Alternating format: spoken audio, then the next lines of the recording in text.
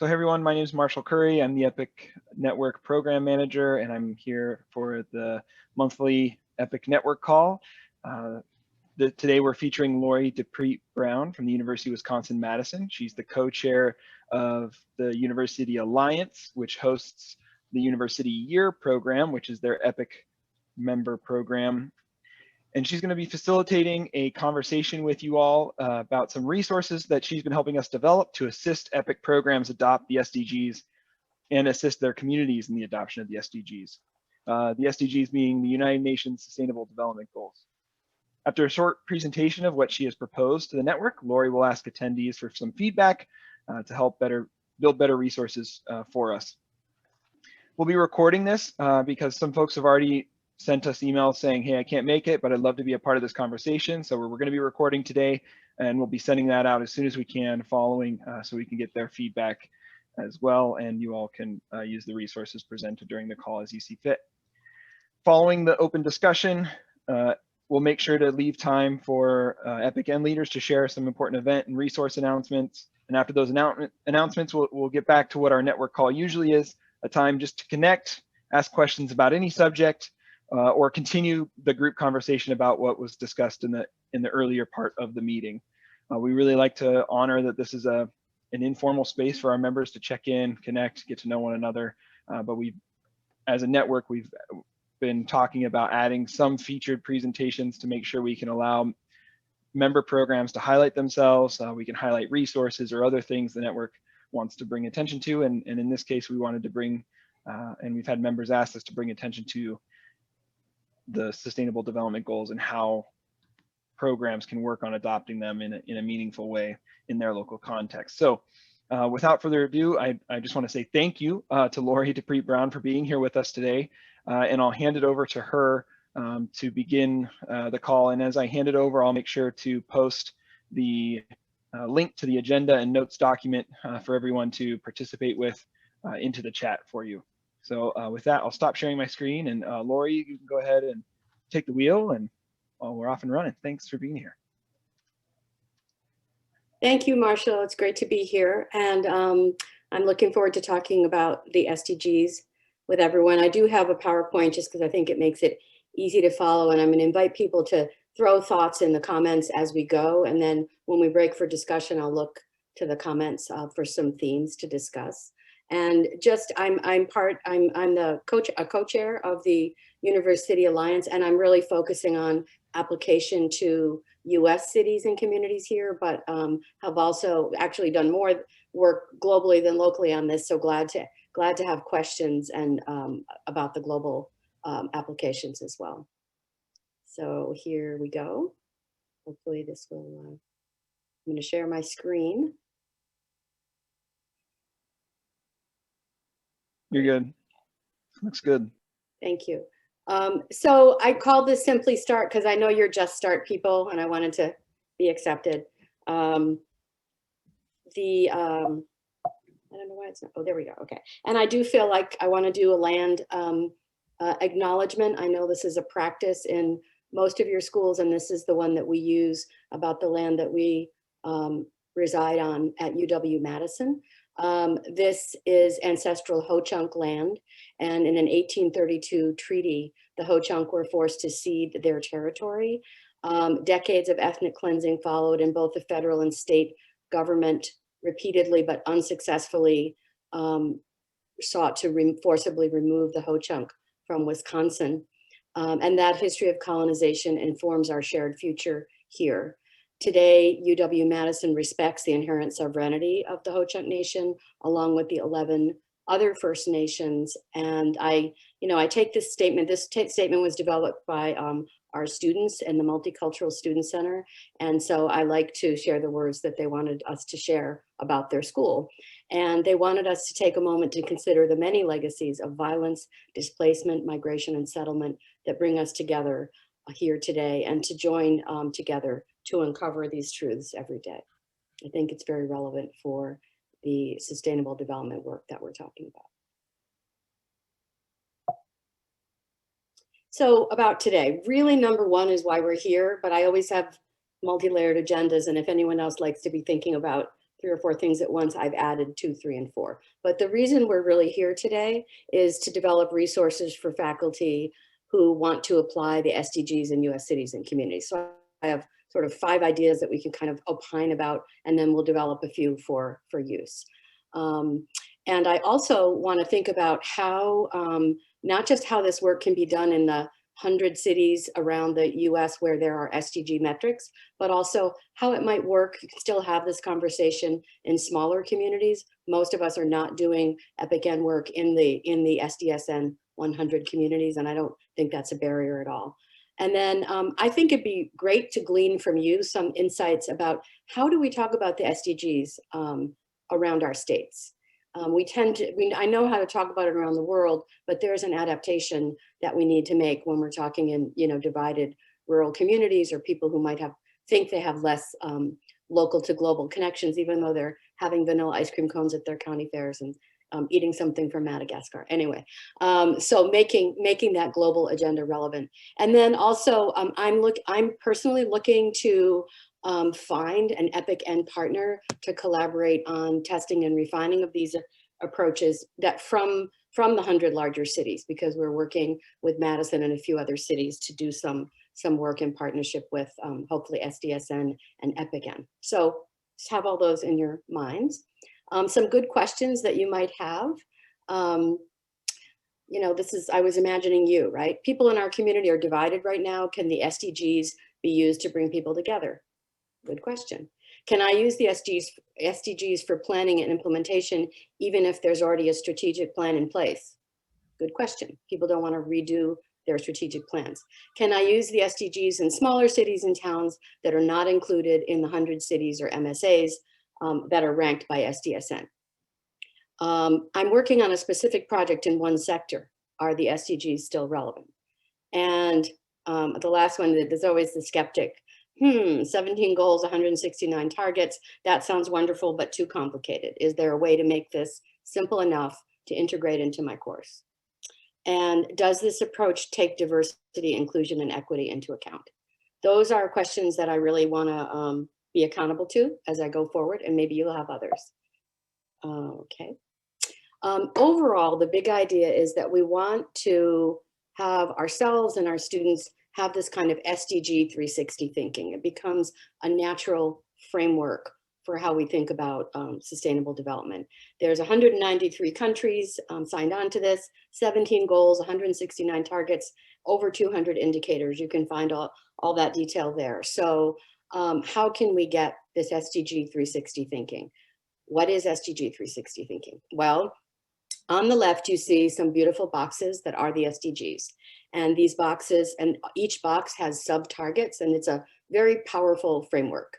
And you can use these to tag work and categorize work and brand things, or to, there's a lot you can do to make sure you have a plan for each, or you're going to choose one. And that's one way of using the SDGs. It's a useful one.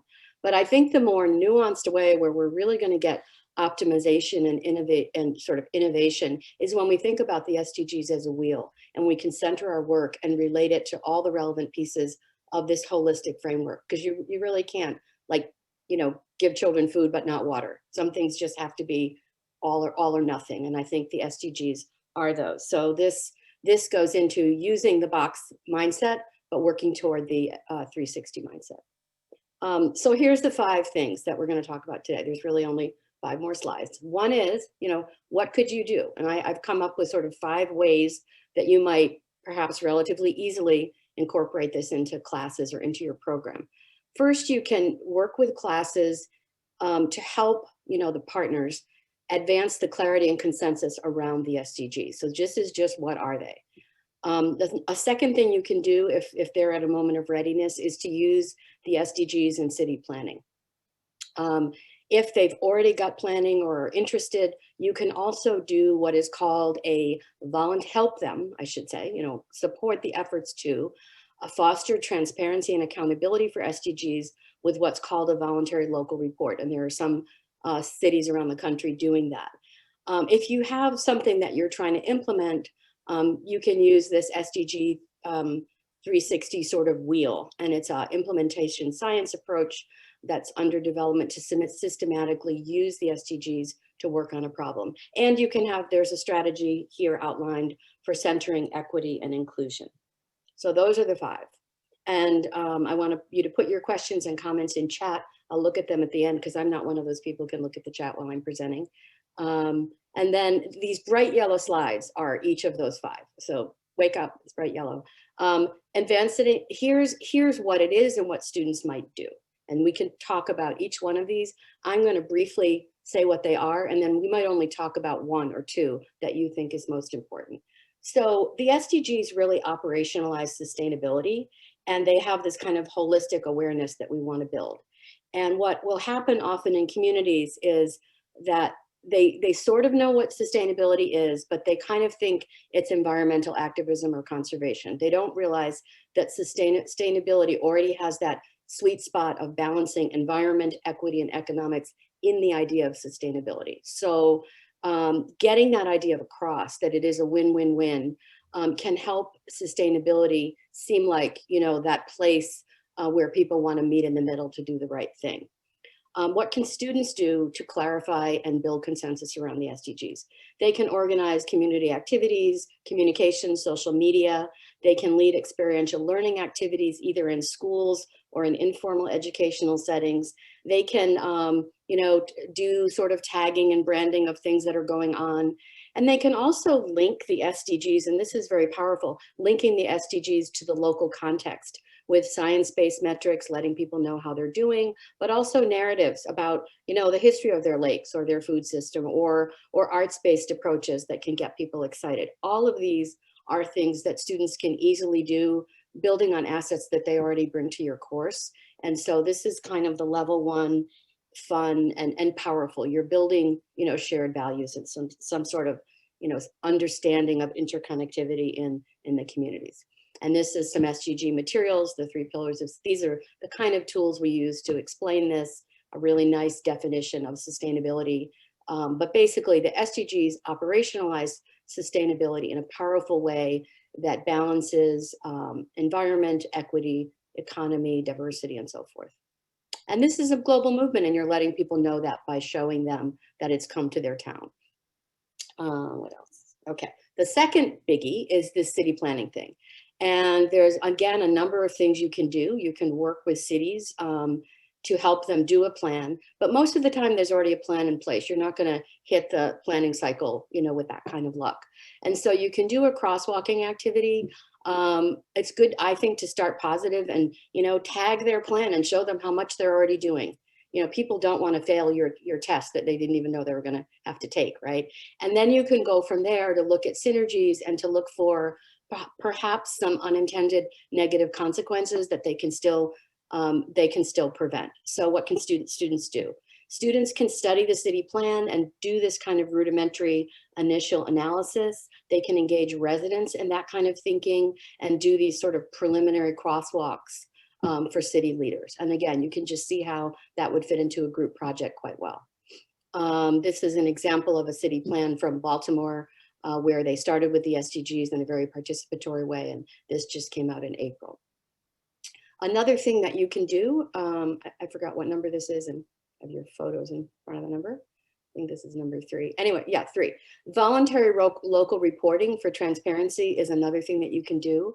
New York City is one of the first cities to initiate this approach, and there's some really good resources to follow this stepwise and get it done. So you want to do this in collaboration with your the town or city. So if they don't want to do the VLR right away, you might do a preliminary internal audit to forecast what the results might be to help them decide if they want to do that. But the main thing is for students to understand it's not their job to decide if the local government does a voluntary local review. The local government has to decide, but you can do other kinds of things like that. Again, there are great models and tools, not that hard to do. Okay, let's see. And here's an example from New York City. And these are a bunch of cities and hot links that show you what's going on with these 2 strategies, participatory planning and voluntary local reporting. The SDGs basically can be used in communities of all size to be more holistic and more clear in purpose. to get this improvement and accountability. And we can talk more about what non-cities that don't have metrics might do later. This is the Sdg Wheel Approach. And basically, I'm not going to go through all these details now, but it's a stepwise approach, like a lot of process improvement or QI, where you systematically apply frameworks and then figure out what you're going to do. But here's some examples. So this approach is really getting into the goal, using the sub goals of each SDG. So SDG 11 has 10 sub goals, everything from housing to green space to resilience and disaster. And digging, this is where the real, interesting work and sort of prompting occurs.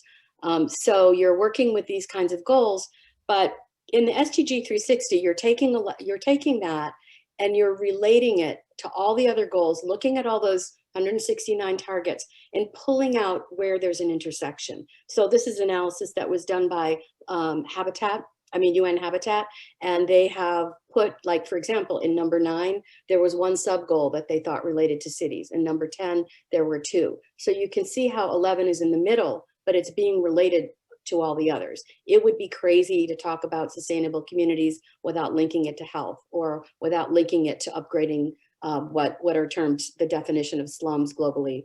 I'm not using the term the way we use it in the US, but it has to do with how much infrastructure is there for communities. So this is an example of an SDG 360 type, grid. Here's another one for urban health, where they've really crosswalked urban health with these other things. And then from there, you can have kind of specific criteria and explicit criteria to review implementation plans you have to do. And the main thing this does is identify synergies, and also, it prevents error. And so you really can get a lot out of that, using that 360 analysis on any particular tool.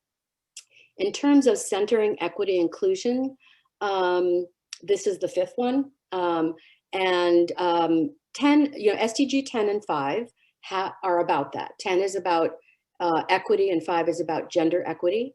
But additional efforts need to be made to address the specific US context. And I've thought a little bit about how we might do that, and looking forward to having some colleagues, further develop it. But there's an ongoing need to uncover lived experiences of marginalized groups, both historically and currently. And I'm going to, so I'll share a few tools here, just the pictures, but the student activities can be kind of iterative perspective taking, critical analysis, community engaged inquiry, using these ideas. And that can result in a summary report that gives valuable insights. And by the way, a lot of the citizenship and kind of governance things that we think about, we want students to learn, civic learning goals can be learned and taught here. So it's good teaching too.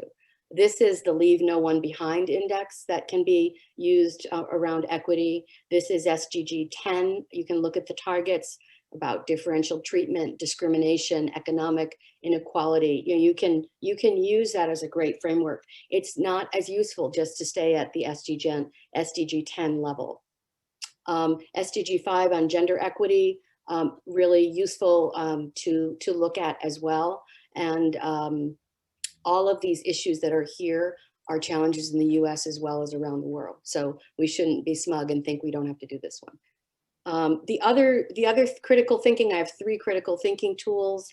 One is related to a typical one about critical analysis, sort of rational analysis, but then another is this heads up model, which is a great one for looking at equity. This comes out of Finland, and if you look at the heads up, asking some critical questions about hegemonies and making sure that you're not, being hegemonic in your thinking. Ethnocentrism, ahistoricism, depoliticization, salvationism. Having really uncomplicated solutions can sometimes be very problematic. You're overlooking history. And then paternalism. And so this is a really great tool for people to look at what they're doing and how they might make it better. And another tool, this was developed in California by Sonia Balaji, based on that, but she wanted to really make sure racial equity in the US was considered, because there's just some different things to think about. And so this is a really nice tool. And then this is something that we developed at UW-Madison with some colleagues around indigeneity and gender equity and human rights, and bringing those conversations to it. Again, we've come up with critical questions. And so I think asking good questions is the tool here. And the question is, what are they and how you'll use them? Again, this isn't too much for students to take in, and you can imagine dividing them into groups and using different models and discovering different things with those frameworks. So, you know, basically, these goals can help us think and act together for sustainability. They help with goal clarity. They help with this kind of dashboard data, volunteer reporting. They can be guiding principles for, you know, community budgeting or budgetary alignment. And I think the metaphor of a North Star that's been used by many to guide us in complex times is a good one. So those are the 5 tools that we can talk about. And the questions, are you interested in developing any of these tools with examples from your work? Do you want to think about, if you're working in one of the big 100 cities, do you want to be part of a small network?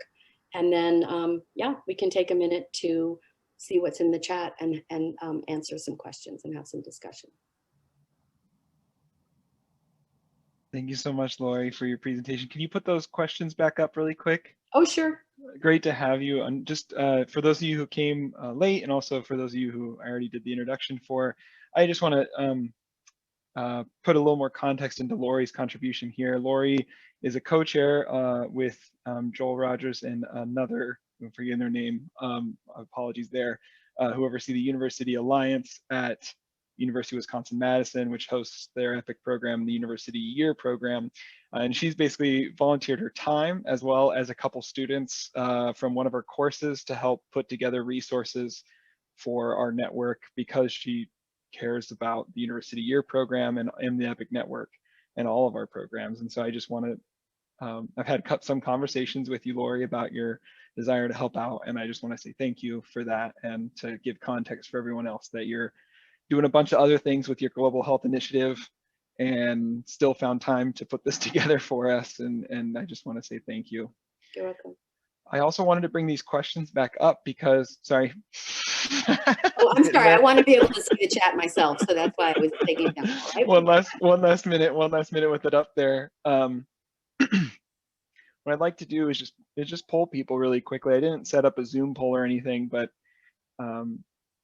for that first question, are you interested in developing these tools or with examples from your work? So that question I see is we're putting together a group of people, and we're putting together and we're calling it like a community of practice. But I see that with the idea of putting a group of people who are interested in really spending a little extra time beta testing tools or reviewing information, communicating somewhat regularly, maybe monthly over an email or maybe monthly over a 30-minute call.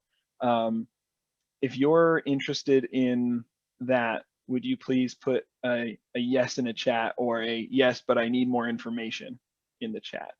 So that way I can kind of get that list going and get that started and double back with you. Host, no chat. I don't know who you are. So if you could put your name there too, that'd be great. But everyone else, please do that. I'll give you all a minute just for chat purposes.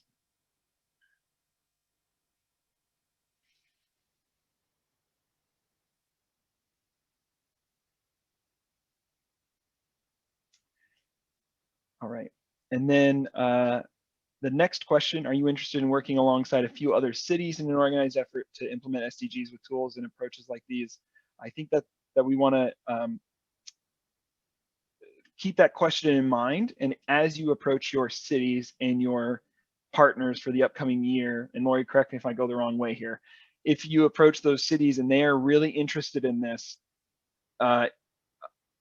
would you be willing to, just keep it in the back of your mind, no poll for this one, but just keep in the back of your mind, if you have a conversation with your community partner and they're really interested in getting organized and implementing the SDGs and want to have a couple of helpers along the way, mainly Lori, myself, and maybe a few others, just keep in the back of your mind and please elevate that to us. Lori, that's kind of what you're looking for with that question? Yeah, they can, yeah.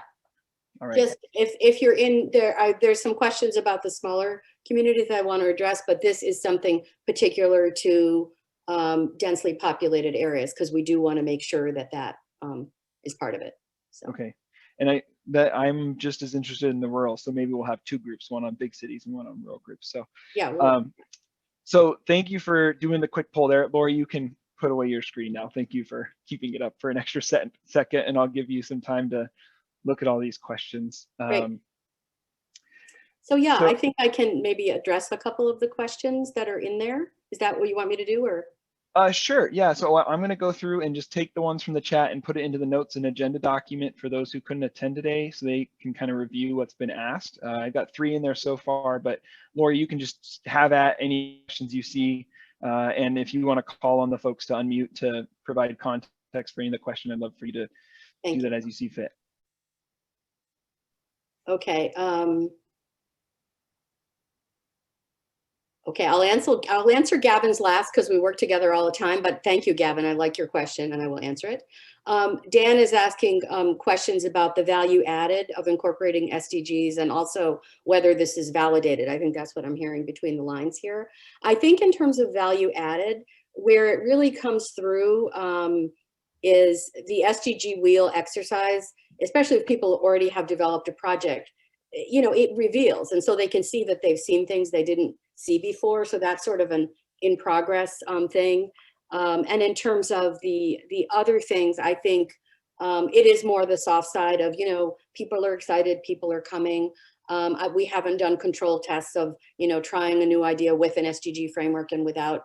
Those I think could be done. I'm more interested in pragmatic practice. And I think it's pretty obvious to me that conceptual clarity is a huge barrier to getting things done, and that we're not communicating that clearly about things like climate change and sustainability. So, but if somebody else was interested in doing that research, I think it would be very valuable. And I do quality improvement work over the years. We have similar issues about validating quality improvement because there's just so many different contextual factors that a pure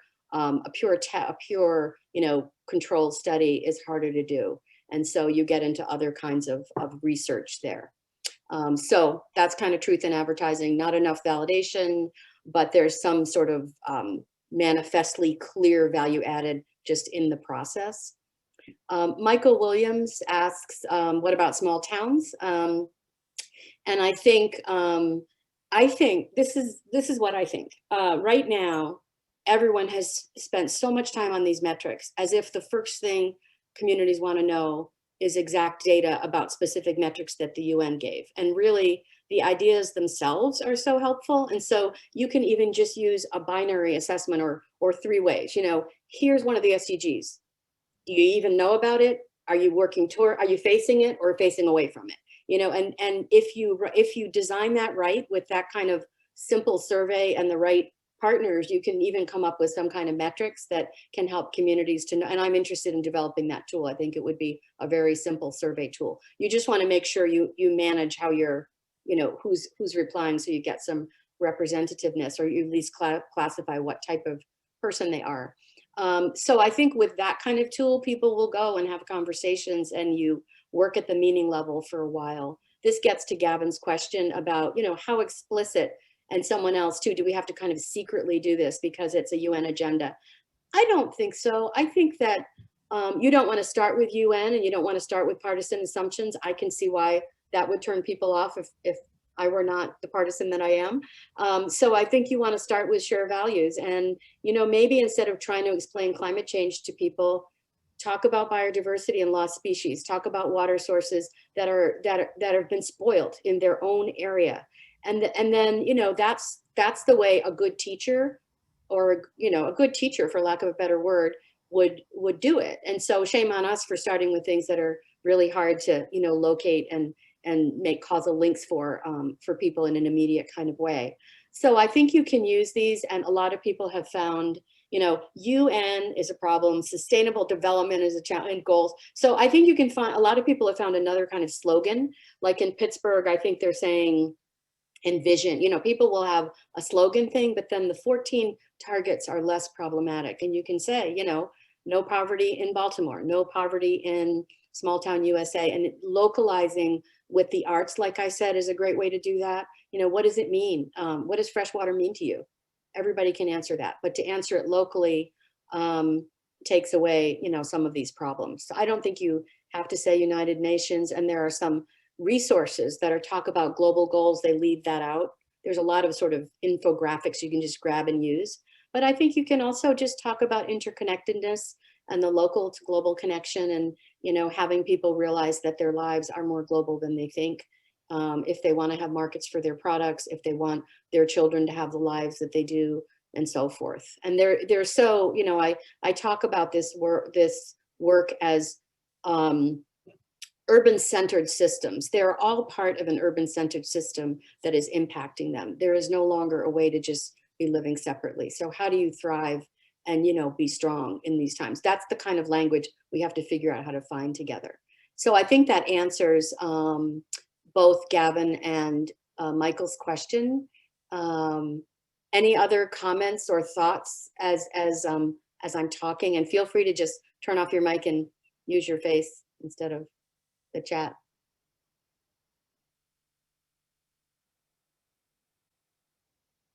Laura, this is super helpful.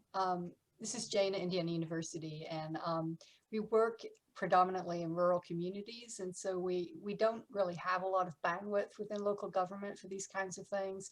We have a lot of interest in these kinds of things, and we have folks on the ground that we operate with, you know, food systems people. They know all about this, and they know what the issues and the problems are. And I think that this provides, personally, I'm like you know, I drank the Kool-Aid and I love the SDGs, but I've also been in meetings where there's the one guy who comes with the one piece of paper about how this is, you know, we're about to go eat babies, and because the UN tells us to, or whatever the crazy thing is, you know, that he's got, you know, the bee in his bonnet about. But we already have eaten babies. Right. Soylent Green is babies. So, you know, I think the thing that's super helpful about what you've been talking about is the reframing of language, and really sort of coming up with language. I think coming up with language through EPIC, that would be something that all programs could operate with. Because if I right now put myself in the mindset of thinking, I'm going to go have this conversation about all of these SDGs, and now I have to come up with terms for every single one of those, and what does that really mean in your community? I would love to see collectively, maybe through our community of practice efforts, what this group could come up with for all programs to be able to, with your guidance, you know, to be able to use this tool in a way that's completely non-threatening and completely all-encompassing and welcoming to folks at all stages, right? I mean, we have community partners who would jump on this and who would, you know, recognize that, you know, we're going to have a hard frost in Indiana tonight, but we already have crops that are way above the ground, right? And so why do we already have crops way above the ground if we're about to have a 19-degree night tonight, right? We can talk about the reality of climate change without even saying those words, right? But I think all of us as program managers would benefit from having some common language to use. So I'd encourage us to work toward that. Yeah, I think that's a great idea. And I think what we could add to it if we formed a community around that would be some communications expertise related to what to communicate and how. The fear mongering that we tend to use it's just not effective. It doesn't work. So try what works, you know, and we have some people at UW who've helped me with that on some other things. So I think it would be interesting if we looked at things that are done for K-12 around the world, probably like people get rid of their jargon when they get to that level. And we could almost start with, without losing much, start with some simpler expressions of this. Hi, Lori, I'm Mary Nally from Ohio University, and I echo Jane's comments. I'm also representing a rural community, and we actually have, in addition to our main campus, 4 regional campuses. So we're basically covering the southeastern Ohio Appalachian portion of Ohio with our university. And I echo the same issues that we would need a kind of a depoliticization of the language.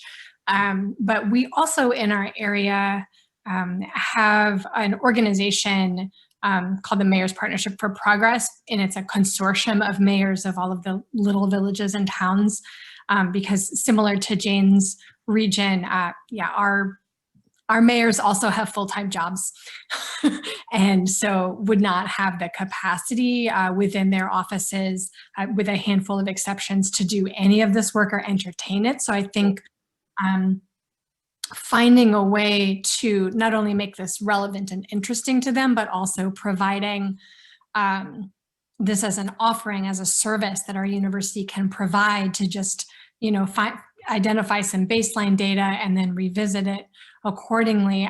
I don't know enough about the details of the measurements that may be required, or if there's truly a lot of creative freedom around that, but I'd be curious to learn more. I think with the level you're talking about, what you could start with is having students do an analysis of their city plan, you know, and don't worry about the metrics at that first stage, just whether it's even explicitly included, and with the tagging and the encouraging, and then, you know, gaps and challenges. And then that would be something they can share, you know, at a meeting pretty easily, a 3-page memo with some nice visuals that says, here's how your plan is aligned, you know. And we work here at Madison with the county health rankings program. A lot of them are in rural areas. They've had a lot of success with, you know, getting sort of creative competition going with the county health rankings. I don't always like using rankings, but anyway, there is some value to everybody else is doing it kind of thinking, and you can use that to the degree that is effective and fair as well. So I don't think you have to worry about metrics early on. Yeah, and I'll interject here to do one of the announcements I was going to make, and that is that a couple of students from Lori's Global Health Institute are helping me put together some case studies about individual conglomerate cities, municipalities who have adopted the SDGs or are making an attempt. So I'm just going to give you all a little preview, because why the heck not? So like, this is a conglomerate of counties in North Texas who said, we don't have the capacity to do this, but we have a couple of municipal hubs, and Sam and Grant, you know, feel free to give us a geography lesson if it comes to it, or if I mess up really badly. There's a couple metro county or metropolitan cities, but then the rest are all rural, and they're all kind of working together. We're seeing some population growth, and these are kind of slides that we'll go through roughly. I'm not going to take away all of their thunder. But I see, and what we'll be elevating is how you all can place yourself in that discussion as EPIC programs, in hopes of saying, here's a way to shop your program around as a helper wherever that community is looking to adopt any of these initiatives, whether it's a no poverty initiative and you're looking to help them move in no poverty, but also gender equity. We can kind of help get those things elevated through that presentation. Hope to have that sometime in April or May. Great. Marshall, you had a question in the chat you wanted me to answer. Yes, so we had someone who couldn't attend, and just so you all know, this is a part of the RSVP for the network calls for a reason. We have a slot where you can ask a question if you cannot attend, and so this is a question that came through that feature. One of our program managers couldn't attend today, but wanted me to ask or get feedback from Lori about, they're curious about best practices of supporting local resilience. How helpful is it to connect to historical injustice and resilience? So a lot of the SDGs are actually around similar, or the targets also hit on resilience. So I think that this is where this question makes sense. And she also asked, how do we have nuanced data, or do we have nuanced data about how different underserved communities respond to this approach?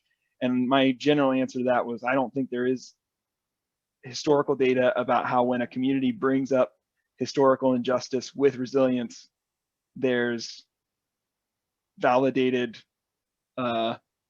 research saying, yes, that helps. Do you want me to comment on it, Marshall? Yeah, I do. Okay, yeah. Because this is something I've thought a lot about. I think that the idea that we cannot, can you see the screen, folks?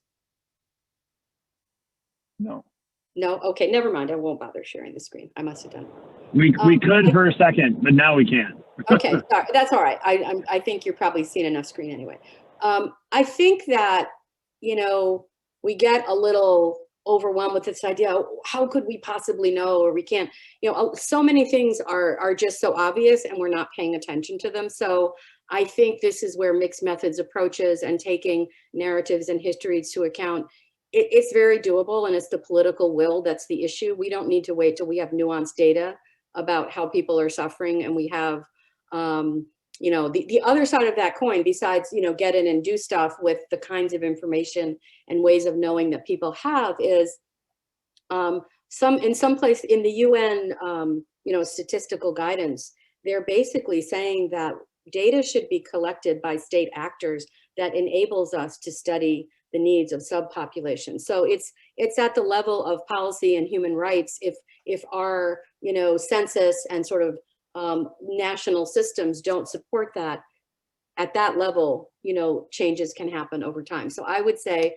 this is where I would get in and work on things and make change that is measurable before you worry about describing large systems, because there's an urgent need to show that you have agency and there is hope. And people who are living with the challenges don't need data to prove that they have so many friends who are worried about whether they should buy food or pay the electric bill. So I'm just not that centered on, you know, description in this space. I think there's enough data to warrant action, and there's a lot of great things to do. And these tools for critical questions and storytelling and giving people a voice, a lot of it is already happening, and people are just, you know, thrilled to be listened to. And you know, that's another thing university partnerships can do, is get more listening going. It's not a total answer, but I'm not as worried about the data as the political will on this one. Could you also comment on the connection or best practices around connecting historical injustice and resilience, like how you would go about that? Yeah, so I will, let me try one more time, because those are the tools. These tools were developed very thoughtfully. There are 3 tools that I think we could work together to integrate and develop fit for this purpose. So using all 3 would be a little complicated now, but well, anyway, I showed them quickly. One is this heads up tool, and the other is Lori, do you want to take a second to try to show your slide? Do you mind? I'm worried about time, and I don't want people to. No. Yeah, We've got time. Fumble. We've Okay. got time. Fumble. Yeah. Yeah, this is really, really helpful, Lori.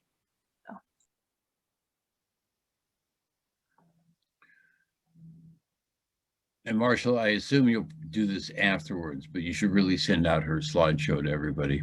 That's my plan. Yeah, Yeah, I just finished it this morning, so it's on me that they don't already have it. it's fine. It's fine. It's great. I just think people, there was a lot in there, though. I want people a chance to stare at it themselves. Okay, so now I have the right thing, and now I just need to share it properly. And it looks like I am doubly competent. You got it. We see it now. Here is just, you know, a little bit of how I'm thinking about it and how I've been doing it in class. And again, much simplification needed. But basically, perspective taking is the skill that students can learn and be doing really good work at the same time. And a lot of times, you know, they're not as invested in the systems we're trying to deconstruct as we are, and they're willing to see and say the truth. So getting them doing perspective taking in an iterative way around these themes, doing critical analysis, and then once they've done their own cycle and get comfortable with the language, they can facilitate community engaged inquiry as well. And that can lead to a summary report that's pretty useful. The Leave No One Behind index is something SDSN has done, and what they've done is used the targets that are particularly sensitive to equity, particularly SDG 10. So one tool would be SDG 10. And when you're doing inquiry in this area, you would want to make sure that these SDG 10 targets are addressed. So it's broad here. It's not just thinking about what's happening at the household level. It's thinking about universal inclusion, differential treatment, also relationships between remote places and sort of central places. For peripheral and central spaces is really a part of the fairness. So if you're working with a city, it's not just thinking about people who might be of lower income in their limits, but how are they impacting areas around them in all these ways. And you have issues related to migration addressed there too. So it's a great start. Then SDG 5, which is again often overlooked when we talk about equity. is very important. It's half the people. And when you think about people of color, it benefits women of color to bring their gender into the conversation. Hopefully it can benefit men of color too, but understanding gender roles and liberating gender roles is good for everybody. We would like women to work less hard and men to live longer, right? So you have, you know, violence and all kinds of violence and different kinds of discrimination. Some of the UN SDGs talk more about, you know, sex trafficking than we tend to talk about in the US, yet it's a problem at our rural truck stops all over the Midwest. And, you know, we have a local to global project on that at UW-Madison. So that's what the SDGs do. Now, what the SDGs don't do, the SDGs don't have a really good conversation about race that we need to have in the US for various reasons that have to do with the many, it's hard to explain, honestly. And the same about gender. It really is about women. There's not a lot about LGBTQ+ rights. There's a little bit about intersex identities, but it's not going far enough. And there are places around the world where you'll either be put on a plane or put in jail to talk about those rights. So, you know, people, it's complicated, but in the US, we need to complement this to do justice for everybody. And then in terms of the thinking, there's 3 kinds of thinking I like to use. First is this tool that you can find this easily. It's used in many, you know, sort of upper level discussion classes or graduate school programs, but there's standards of communication and elements to look at and intellectual traits, right? And even high school students should be taught this. It's very, very useful. And in fact, I might not have included it here, but there's So putting all these pieces together in this model. Oops, oh no, this is horrible. That's a tape of me talking, stop. But there's actually, to go along with that model, some suggested questions. So you can actually, people who are afraid to talk, you know, for lots of reasons, can like try one of the questions on the paper, or, you know, what haven't we touched? Sometimes you want to ask someone if they're telling the truth or not. And it's very scary to say, that doesn't sound true. Like teaching my students to say, could you provide some information that would substantiate what you've just said? They're like, oh, I could say that. You know, so there's a lot of ways to challenge, ways to support. And then this is the heads up model that I really like, which has 2 columns, and one talks about ways to look at, like, if you're doing something that perhaps you would prefer not to, and the other one helps you toward the positive practice. So I like that aspect of it a lot. So, you know, I like the one about uncomplicated solutions, because we're, you know, actually for people who are just start type people, or let's get acting, like I just said, this is where we're going to be vulnerable, right? Did we offer a simplistic analysis and answers that don't invite people to engage with more complexity or think more deeply about what's happening? And then we'd say, okay, yeah, maybe let's slow down and then do that complex analysis with people, you know, to have a better outcome. So these 7 things are it's a really powerful tool that I think will make a difference in these conversations. And the ahistoricism is one of them, where we are very upset to start work, you know, work without numbers. If there's a story without numbers, we say, where's the number? But sometimes if there's a number without stories, we don't say, where's the history? And so we need to say both of those things. And again, students can get very smart about this once they realize that they should, and they, you know, collectively, they can do a lot more rigor than you or I can do. And then the third one, another one is this one that's oriented toward race, that which is thought about with that in mind. And she talks about, you know, introducing problems without taking responsibility for the histories, offering singular views of success, and again, the simplistic analysis. Those are things that perpetuate racial inequity, and the things that move away. Here's some of the good practices. Making sure people are entitled to disagreement and difference, making sure power analysis is done. You know, all of these things can be phased in a context of a relationship that works. And then the third one, again, this is too many, but we're going to integrate them, relates to some international work. And this just came out like, well, I guess 6 months ago now. Anyway, seems recent. But we brought together human rights questions, gender equity, and also looking at local and indigenous knowledge, questions that you can ask either before, during, and after your work to make sure that you're not missing opportunities or having unheard voices or doing inadvertent harm in relation to human rights, gender, or indigenous knowledge. So I'm thinking of a mashup that takes some of the rural urban thinking into account as well, to create a tool that would help students and all of us just be analytical. And you know, words really matter, and how you describe things matters. How people understand things, I should say, matters.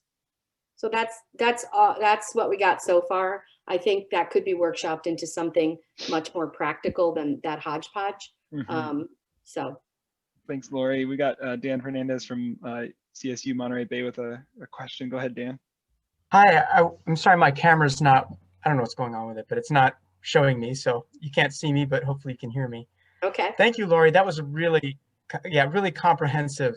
And it's funny because as people were talking, I was thinking I have the luxury, I feel like, that these would go over really well in my communities around here because of the nature of where I'm at, Monterey, California. There's a lot more people who would, I think, buy into that. And so at first I was thinking, gosh, this is just kind of already sort of what we're doing. But then upon the discussion, I'm feeling like, I hear you. I think this actually validates and puts to task what we're doing and helps us really define it better and align it to priorities in whatever language is appropriate for a region. So I applaud the effort. I think it's great. Well, and what I have found powerful about it is there's nothing more, you know, of a bonding moment when a teacher realizes they've taught you something, or when a community member realizes that they brought insight to something that everyone's recognizing, that it's not, you know, that it's real. And I think these questions allow for that to happen. And so, you know, I always feel like the learning has begun when I said, oh, I didn't think of that. And they start using my models against me. You know, it's kind of what you want to happen. Yeah, exactly. Thank you. Yeah, I feel like I'm echoing Dan's enthusiasm and saying, like, maybe this would be a way to make all of this very relevant in our rural, primarily white region. There's actually a lot of racial equity conversations happening right now, at least around our main campus, that we're working to expand to incorporate our entire region. And I'm also in this other group that's helping me develop a partnership with South Africa. Conversation about maybe doing kind of a cross-cultural conversation about racial equity and what our strategies are and how they're similar and different.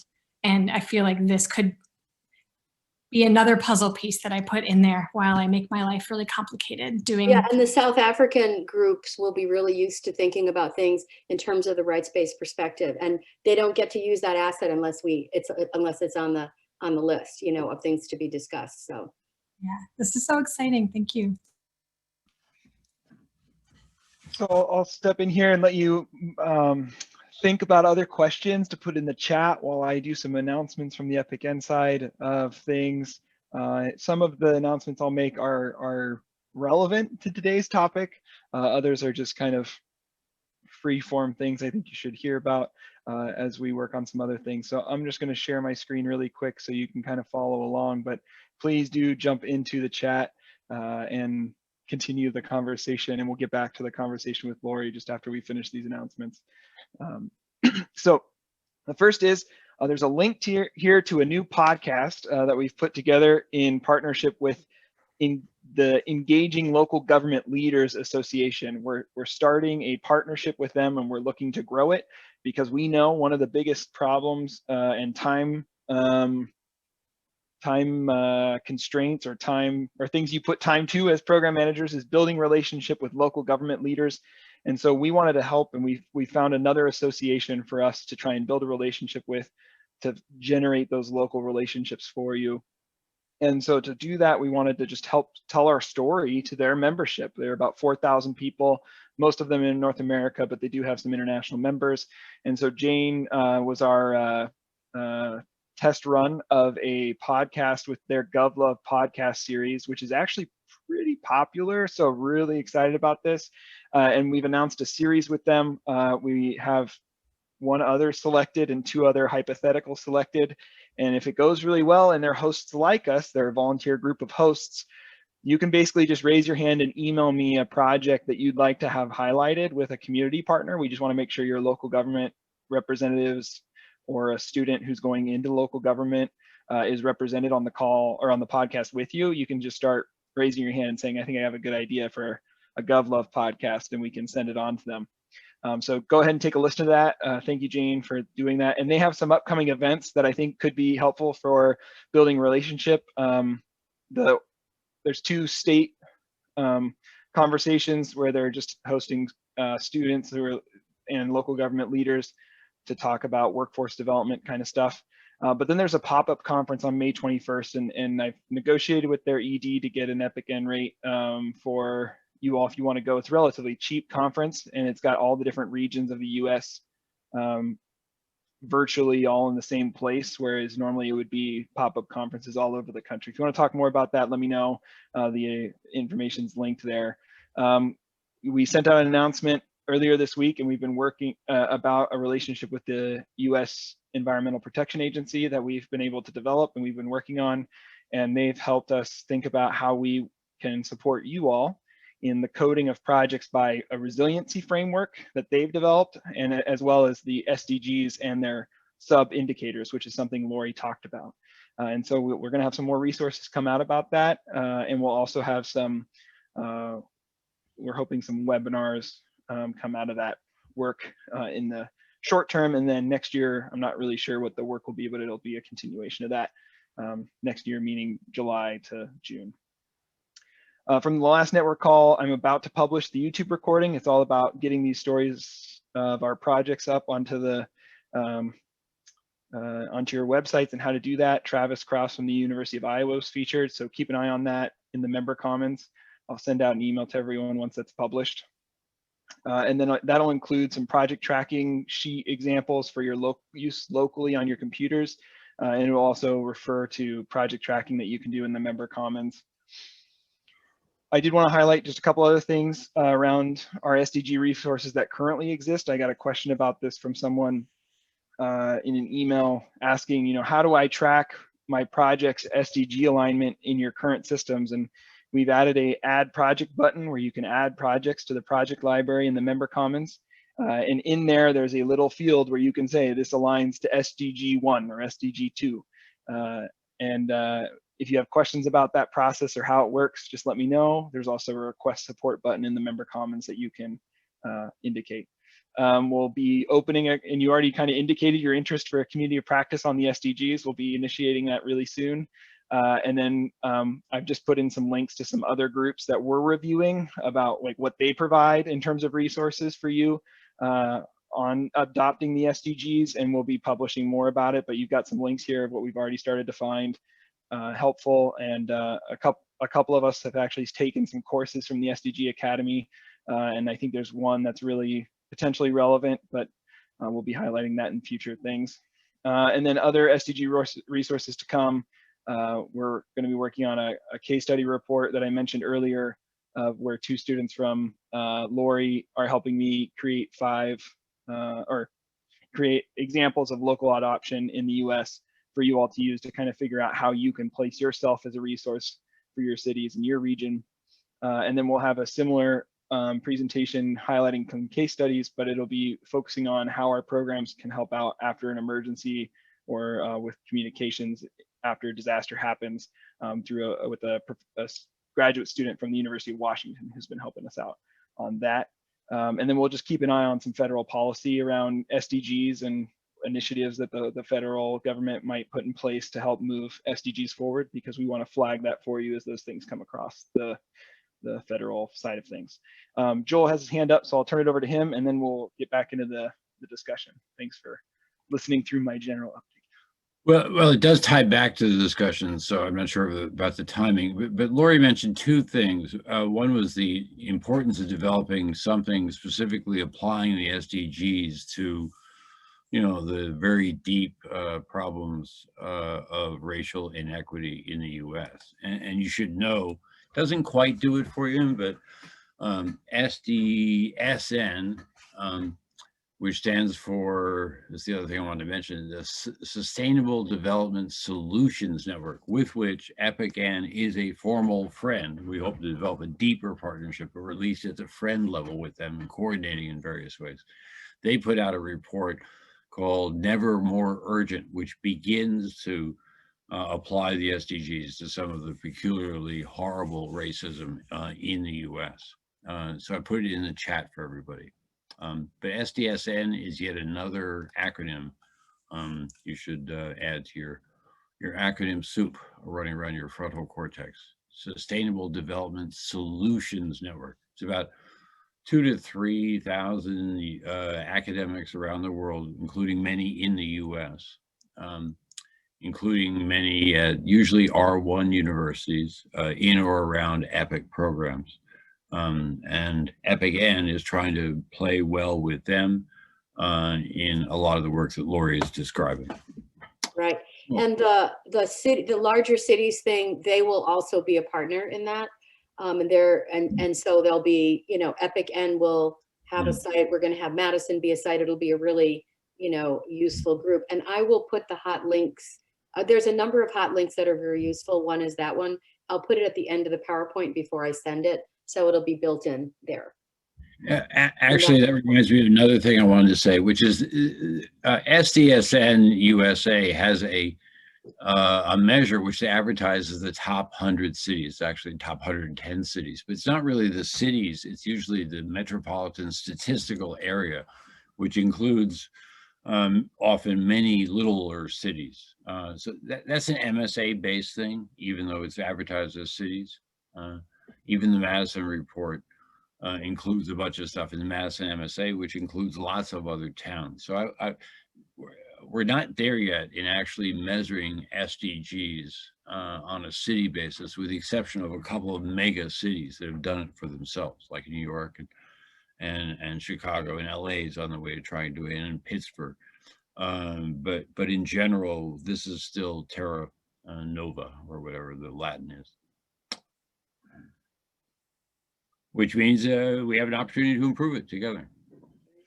I will stop talking, I promise. So at this point, I'll just answer or sum up one last thing from my point of view, which is Joel just mentioned, you know, this is terra nova for us to work on together, but we don't have to do very much different. That's the upshot for me, is that because of the work you all do in communities already, you're doing so much of this already. And it's just figuring out how to do the language translation that Lori mentioned and how to package it in a way that it's attractive for the local governments, which you're already trying to do.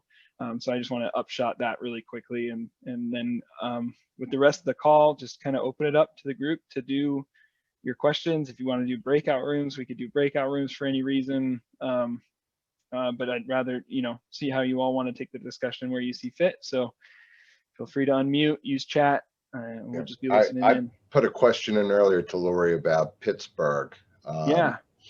Is that a city initiative? Is that being pushed by Pitt or Carnegie Mellon or Duquesne or Point Park University? So I used to live in Pittsburgh, so just the mayor of Pittsburgh has really bought into this and has done he's branded it as kind of a Marshall Plan for Middle America, and a lot of Pennsylvania universities work on SDGs, and Penn State works with an SDG framework around the state, but he talked more about Carnegie Mellon when he spoke about it. And Carnegie Mellon, if you Google it, has a strategy. So, and there's it's pretty easy to find online. There's some like a TED Talky kind of talk that the mayor of Pittsburgh gives. So that's an example of, like, they're not SDG 360ing yet though either. They're tagging. When you look at what they're really doing, it's not getting into the deeper things that'll find the center. It's great, but it's, you know, there's still more to do in terms of getting the use out of the model. Yeah. Okay. Maybe they should do that up at Allegheny College up there in Meadville, huh? I know. We actually, yeah, thank you. We actually have already kind of developed a plan around the Sustainable Development Goals as an institution. the trick is like always, you know, as any institution, it's implementing the plan.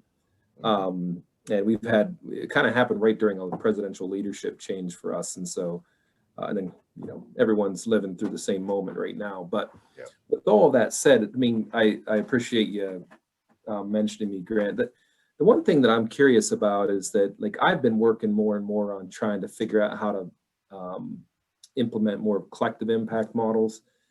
And like this, for me, is like kind of the ultimate collective impact project, right? And that's what I'm hearing, Lori. And maybe this is just such a, like, almost like an undercurrent in this, that we're not talking about that.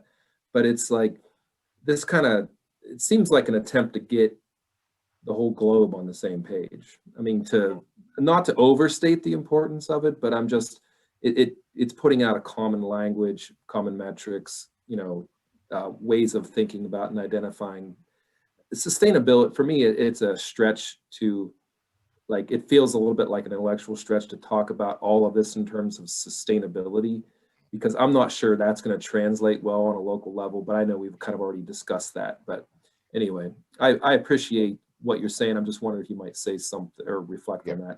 And I am my colleague, Sam, here at Texas Tech, that this sounds a little too globalist for these parts around here. Right.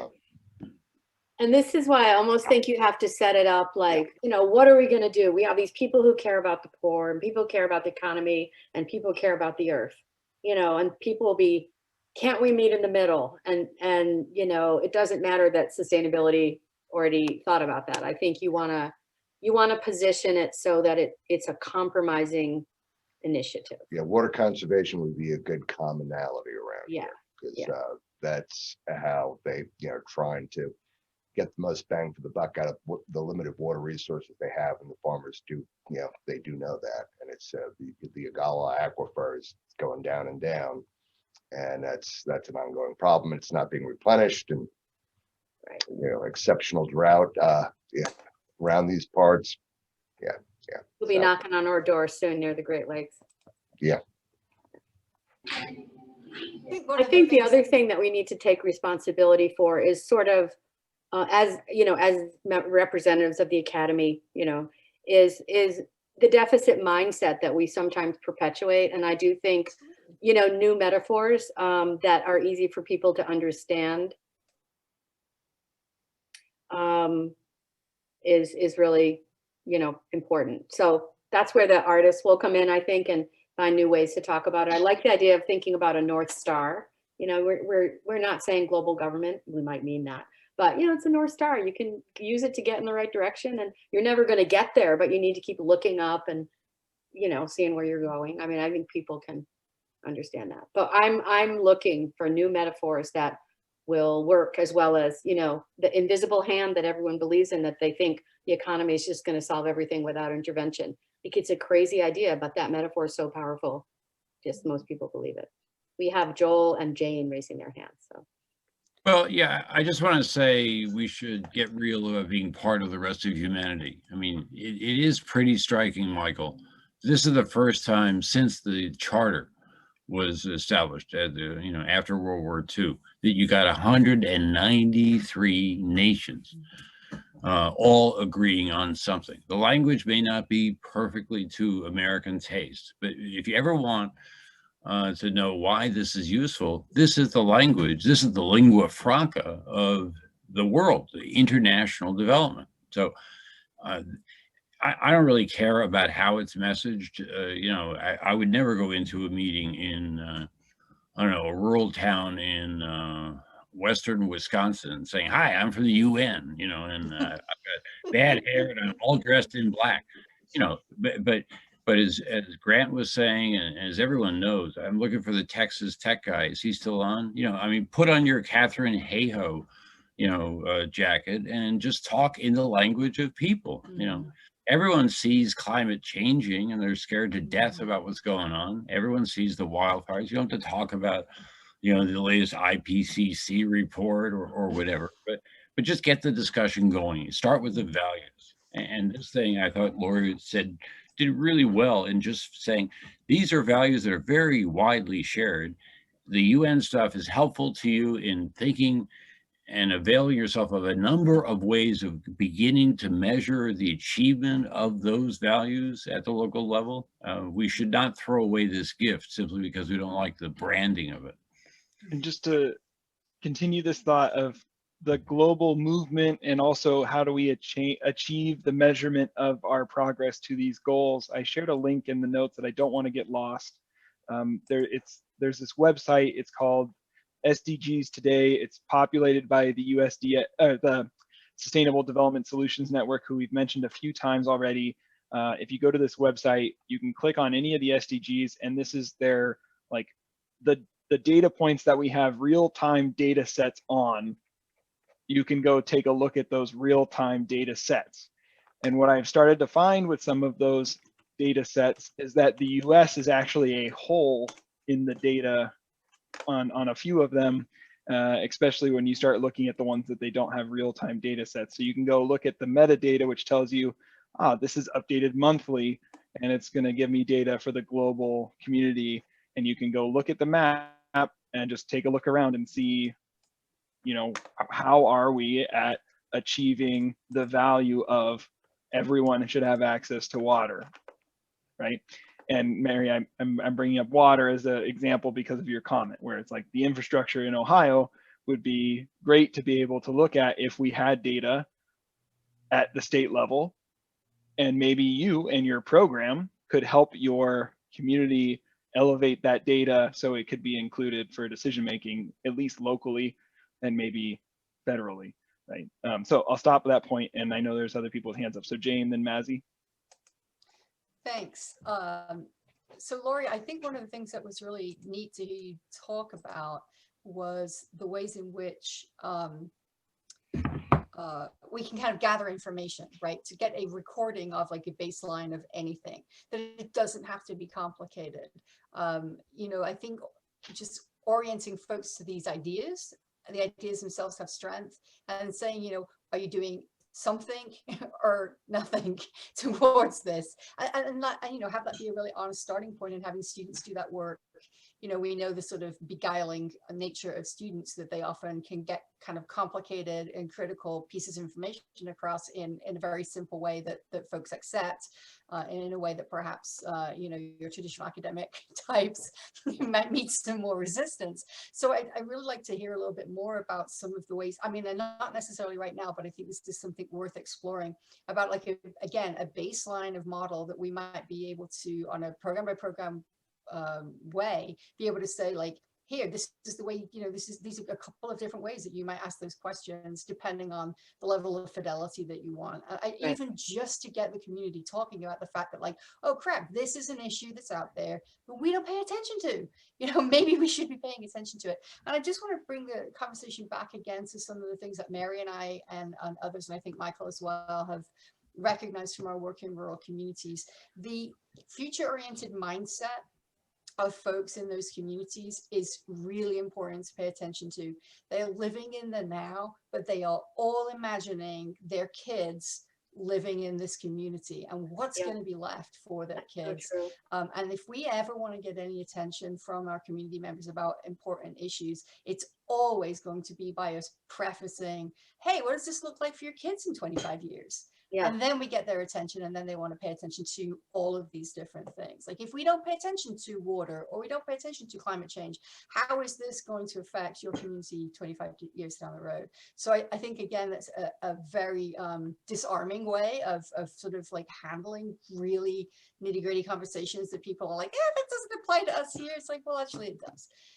You know, and it might not apply to you, but it's applying to your kids, and whether or not they have a life in your community. So, you know, I think we all have experiences that can help in doing this work and getting us started. And I'd really just like to see this conversation continue over time. So thanks a lot, Lori. Oh, I did want to ask about that. Is it Balaji? Oh yeah, Sonia Balaji. Yeah, so just I can share the Sonia Balaji thing. I just want to comment that what you just said is making me realize that you know, the rural areas and the stability and attachment to land is a huge asset that we don't necessarily have in the urban places. And that is something, you know, that should give us a lot of hope, because we're acting like it's going to be harder. And in some ways, if we get smarter about the language, it might not be as hard as we think. And I think when you read about rural resentment, that those future issues come up. You know, not even just will the land be here, but my kids won't be able to afford a house in our town. You know, what are they going to do? So I think that's a great point. Baltimore, when Baltimore did their plan, they dealt with this problem of, you know, looking at the data, because I think they started maybe even before the SDSN had the city thing, and then you get into MSA issue as well. So what they did, and I can share a slide, but I don't want to overdo the slides thing, but what they did was they literally worked with the community to look at the targets as the UN wrote them. And then they said, what would be our measures for Baltimore? So if you want, I can quickly show you just in 2 slides how that looked, because it's just simpler than you think. So if you watch this, there's a wonderful video of like people listening together about their future there that I won't show now, obviously. But here's what the UN says, right? We want to end poverty. So they took something that looks a lot like the SDG thing, no poverty in Baltimore. And then they went to what they were proposing. And they focused on children in poverty as the key element here. So they said children in the future of Baltimore, we're going to measure, we have the American Community Survey tells us what % of children live in poverty in a way that we can use. So that's going to be one of our metrics for no poverty. And another one, I forgot there were a few others, distressed community index they were able to use, a liquid asset poverty measure, the number of homeless persons they used as well. And so they very freely made it meaningful for themselves and in ways that really make them accountable. And they did the same thing for health. Here's the UN ones, and they chose infant mortality, drug and alcohol related emergency visits. It's a great one, right? And then average life expectancy. So it covers a bunch of different groups. So it's very doable if you get people in the idea of, you know, what measurement really means, and don't overcomplicate it with the thing that needs to be aligned are the values. The measures can vary. And when we look at a country where, you know, all of New Zealand is doing this, New Zealand is smaller than Wisconsin. So it's unlikely we're going to have all the states have the same metric until there's a policy initiative that requires something, but there can be harmony, and fancy data people can figure out how to compare. We have things like the county health rankings and other things that can compare. So we don't have to worry about comparison so much as a responsible measurement of change at the very local level, and then let other systems figure out that comparison is important. It will happen over time if we demonstrate how important this is in this other way.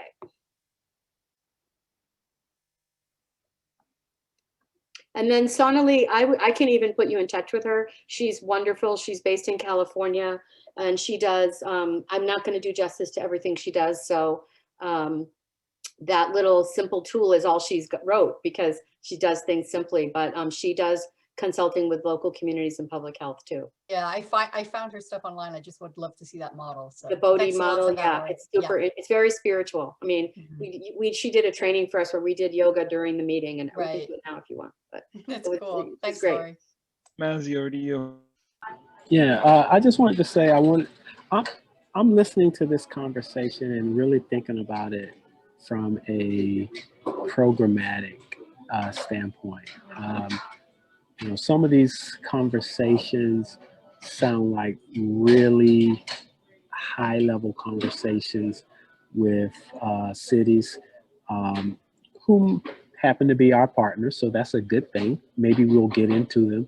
But when I look at it, I know what, I mean, I've watched documentaries about how folks have planted the right grasses and brought completely dried up streams back in Texas. I know what smog is. I mean, Tampa isn't the most smoggy city, but it's smoggy. And I know what lack of affordable housing is and looks like, and honestly feels like. So, but when it comes to my program, I'm getting a list of projects from my community partner, and I imagine most of us are doing are getting the same, and we're trying to match professors to those projects. And so I think having really good, I mean, keeping it simple, thinking about kind of an analogy, like every election is a local election. You know, well, sustainability and being green is really a local thing. It's got to start locally. And when we think about our programs, that's where I think we can be effective. And I think having a plan is the biggest thing. Having a plan, having thought about these things, the kinds of things we want to measure when we actually get projects in these spaces, and how those measurements will connect to things that we can actually be aware that other EPIC programs are measuring, because we do have the tools to be able to see what each other are doing if we're actually participating on a level where we're collecting the data right now through our Qualtrics programs our platform. And so I think having that plan and making sure we have the relationships with the faculty, that we don't have to turn away a project because we couldn't match it, that's in this space that will do good. Those are, I think, the immediate things I think that we can do. But if we don't think about these things and have a plan to address them as they come up, because we will get those projects. And if we thought through our plan with our program, we can have those. I don't know how high we'll go. I mean, it's a pipe dream for me to talk to the mayor of Tampa and St. Pete, but I can talk to the mayors of some of these smaller towns around here. But if I'm not ready for those conversations when they come, it'll be me really fumbling the ball. And I think that if we plan, we know what we want to measure, and we get these kinds of projects, that's where we're going to be, I think, most effective programmatically, and then connect those measurements that we're having with the network to be able to show how we're providing that impact on a larger scale. I felt like I was rambling, so hopefully that makes sense.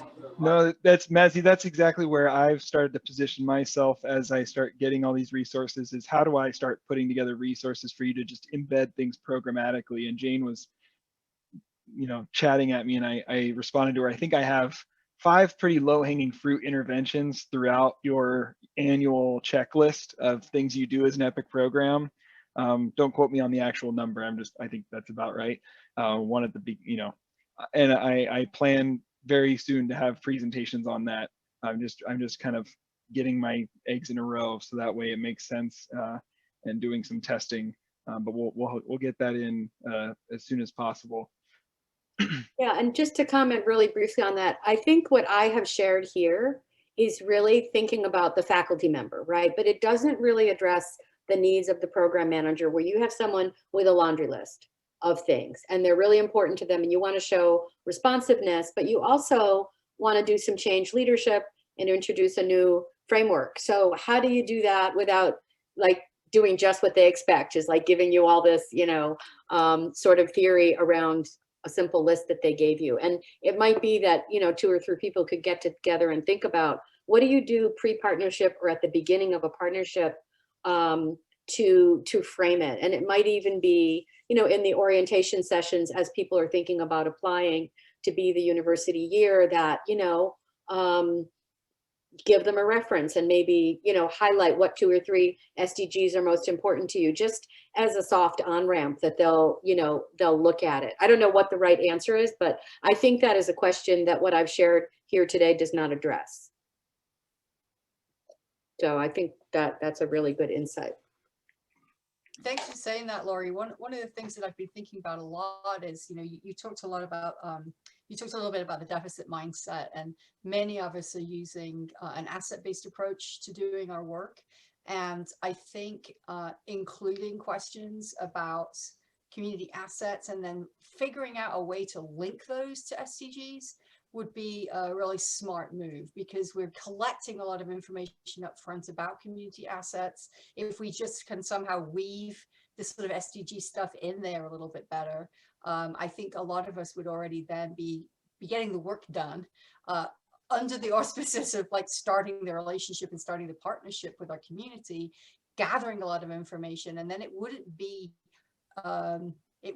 news to the community if at the end we go, hey, this project that we finished meets this SDG, right? It would then sort of be, we would actually be a little bit more transparent about working towards those goals with our community partner, rather than sort of trying to run two parallel tracks of, as Mazzy said, you have obligations to meet as a community, as a partner to your, a programmatic partner, but then there's also, like you said, the sort of change effect that you want to have, show some different, this isn't something that people, I guess my point is, this isn't something people are going to necessarily ask for, but it is our obligation to teach this in some way that feels like a partnership. And I think building it into the asset piece might be like a really natural place to go.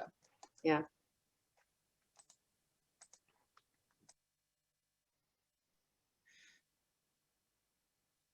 Thanks. I know some folks got to leave at the end of the hour, so thanks if you're headed out. Yeah, okay. Super. Thank you. Great, we're done. Okay, but Massey, I wanted to ask you, if you're still there, what are the one or two things that you think are most useful to you in talking to your program people? I think what are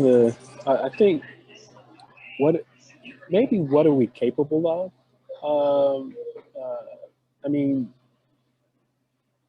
we're in the northern end of Tampa, but we're really accessible to maybe 5 or 6 counties, and we get most of our students, as much as maybe not our current president, but our former president thought we were just like the flagship and maybe the #2 university in the state. We're still pretty much a commuter school, because we get most of our students from 5 counties around the university. So we have access to those counties, and I think being able to show them that we have capabilities within the need areas that they actually have is very, very important. And so I'll be honest with you, I think many of our programs are doing some really good work I haven't been able to do yet. So projects that I have, that we've done and I know draw people in, when I put out marketing stuff, I put those on there. I know they're interested in those, but things I know we're capable of that we haven't done yet, that I've seen some of our other programs do, I put those on there. And I'm talking to faculty so that I know that I have someone ready when they ask for it. And so really being able to communicate our capabilities is the big thing for me. Okay, so on the SDG discussion, I can understand that in general that's a concern you have, but on the SDG discussion, is there anything that you missed in this conversation that we just had that would be useful to you? Communication tools we're talked about, data sources we're talked about. I don't think there's anything I missed. No. No. I mean missed in like you didn't see it, but or it went by you. But was there something you were looking for that you didn't get? No, I don't think so. All right. I think if you're asking why I made the comment I made, it was because I thought that it felt like to me, some of that conversation would have been with players in my area that I know would be very, very difficult to have conversations with, just because of my status and the size of our city, that someone, you know, that would be able to help build that framework and start moving that needle, right, may not necessarily be accessible to me. And the infrastructure in which I'm in, I don't have, I think they, you all met the vice president here. He's very supportive of my program, but he's not out there having that conversation for me with people I would like him to be having the conversation with, because he's high enough up in the chain that he could help make those inroads, but that's not happening. I have to make those inroads, and, you know, with a little hard work and a little luck, I might get there, but it's okay, not happened yet. Right, but it doesn't sound like an SDG problem. It sounds like a problem with the university and promotion. Correct. All right, Or, all right. Hey, or we could. I got to disappear. Great to see you all. It was great session, Lori. Thank you so much for it. Bye-bye. Thanks, Thank Joel. you, Lori. Thanks, Marshall. Nice meeting Yeah, everybody. Mazzy, I do think there's some ways you could elevate yourself. I put some links in the notes document about the Times Higher Education Impact Rankings. And so if you're able to start elevating your SDG work, the courses involved in which SDG they're associated with, you can improve your ranking for your university, which might get you a bigger. Anyway, I'll start putting resources together. Also, Mazzy, you know, we talked about all those 5 and the planning and all that stuff. Really, the number one, where you're just raising awareness and getting people, you know, what we found too, and is that people really want to get involved in just the expressive, you know, using the arts to talk about the SDGs and working and treating it like a movement. It doesn't, you know, if it wasn't real social change, we would just be able to do things from mayor's offices. It does need the movement style stuff too, and that might be more accessible. Not everybody can knock on the mayor's office. The only reason we can, we're a mid-sized city, and we're this big, you know, we're right on the isthmus with them. But in fact, I almost prefer to do the movement oriented stuff. And, you know, you get young people who, like, I remember that day we pretended we were trees and it changed my life. Like, you know, and you can do that kind of life-changing stuff without worrying about longitudinal, you know, whatever in the beginning. Sure. The spiritual part, Yeah. which is the most important. Thanks, Mazzy. Yeah. Okay, I'm gonna run, guys, but thank you so much. Bye. Bye. Thanks for hanging.